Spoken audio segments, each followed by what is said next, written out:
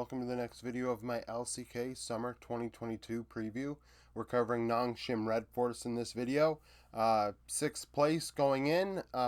They swapped coaches. They brought in Irene, formerly a coach of the TCL, LEC, and LCS, I believe. Very, very successful in the TCL, in multiple trips there. It is interesting that a non-Korean coach is going to be coaching. I mean, I'm not sure if he's Korean or not. Nevertheless, to go, stepping up to the big leagues here.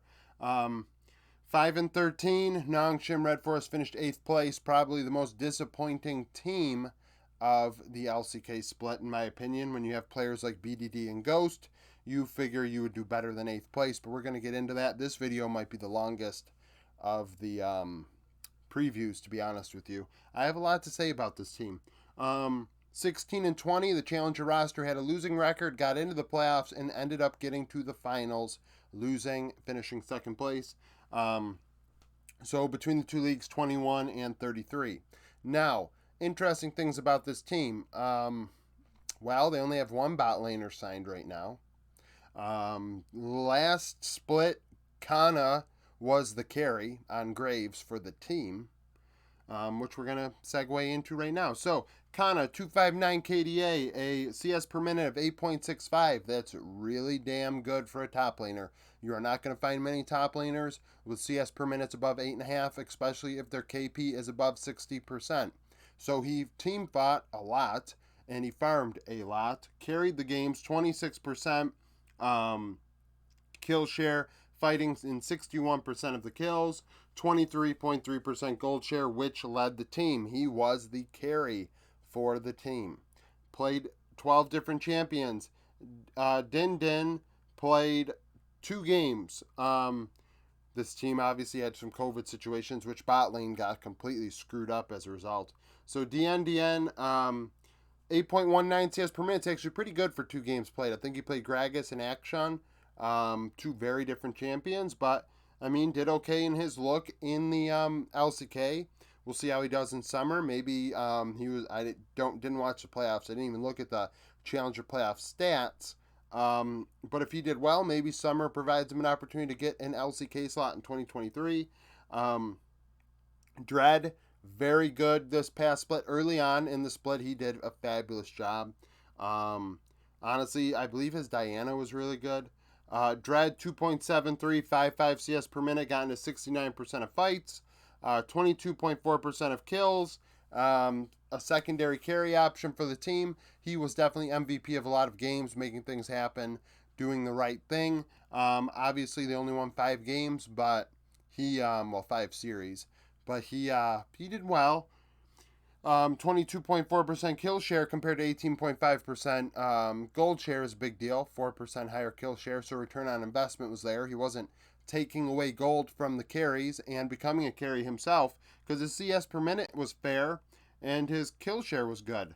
12 champions played in 45 games. I believe he may have played 2 games top lane when Kana was out, because Sylvie ended up playing 2 games, and there were only 45 games on the split for Nongshim RedForce. Sylvie, I mean, he struggled kind of in his look in his 2 games. 5.16 CS per minute's okay. Got kills, but, I mean, he played a Volley Bear in one of the games and a Viego in the other. I don't know. I mean, hypothetically, he could have gotten all the kills in the Viego game, which would have made sense for his 36% kill share, but nevertheless, he looked okay. He struggled. I mean, he's 6 out of 10 in those 2 games based on the stats. And I mean, when I think of back to him playing, I don't think of much. I think those games when Nongshim were running a weird roster, we were focusing on the bot lane.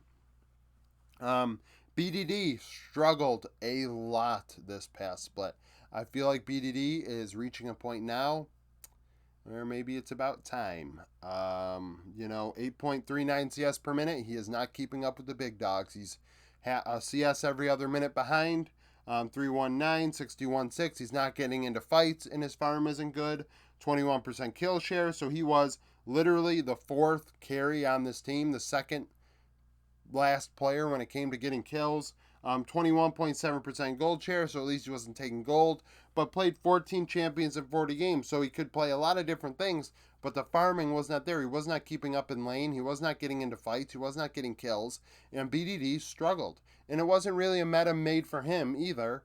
When I think of BDD, I think control mages, and it was not a control mage meta, besides when it was Victor Corki, and Corki is not really a mage. Not at all. Fiesta in 5 games, similar numbers, which is sad for BDD because Fiesta played 5 games, laned pretty much the same at 8.3 CS per minute. His KDA stunk, but he fought in as many fights as BDD. Didn't get any kills, only 12% of kills, so Fiesta did not get fed by any means, and therefore he did not get a lot of gold. Played 3 champions in 5 games, but the drop-off in lane is not massive when it comes to farm between the two. Hopefully new coach. I have them 6th place because I hope Irene can bring around BDD and Ghost. Ghost struggled a lot. His stats are not. I'm not going to cite his CS. His stats are what they are, which are tainted because he played some support when they had COVID situations going on the team. So he didn't show up often. I think back maybe one or two. I feel like a Tristana game comes to mind as a game where he really popped off. But otherwise, Ghost was non-existent along with BDD for a lot of this split. 23% kill share, 23% gold share, played 13 champions in 44 games because he played some support.